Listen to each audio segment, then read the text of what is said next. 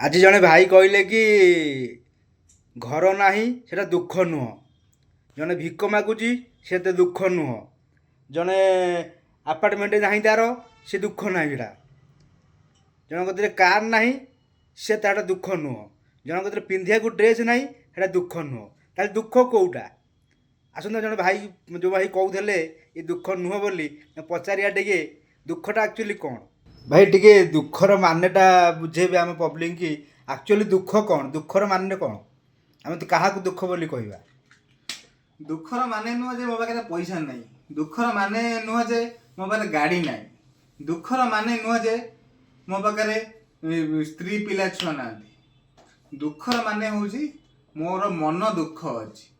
ଯାହାର ମନ ଦୁଃଖ ତାର ସବୁ ଦୁଃଖ। ପାଖରେ ପଇସା ଥିଲେ ଦୁଃଖ ଲାଗିବ, ପାଖରେ ଟଙ୍କା ଥିଲେ ବି ଦୁଃଖ ଲାଗିବ, ପାଖରେ ଗାଡ଼ି କାର୍ ବଙ୍ଗଳା ସବୁ ଥିଲେ ବି ଦୁଃଖ ଲାଗିବ।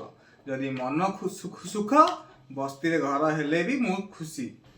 ମନ ଭାଙ୍ଗିଯିବା କିମ୍ବା ମନ ଭିତରେ ଯେଉଁ ଅନ୍ତରରେ ଯେଉଁ ମନଟା ଅଛି ଆମର ଚେତନା, ସିଏ ଯଦି ଦୁଃଖରେ ରହିଲା ତ ଆମକୁ ଦୁଃଖ ହିଁ ଲାଗିବ। ପାଖରେ ମୋ ପାଖରେ ଏଇନା 50,000 ଟଙ୍କା ଥୁଆ ହେଇଛି, ହେଲେ ମୁଁ ତାକୁ ଖର୍ଚ୍ଚ କରିପାରୁନି, ସେଇଟା ହେଲା ମୋ ଦୁଃଖ। ଆକ୍ଚୁଆଲି ଭାଇ ଯେଉଁଟା କହିଲେ ଠିକ୍ କଥା।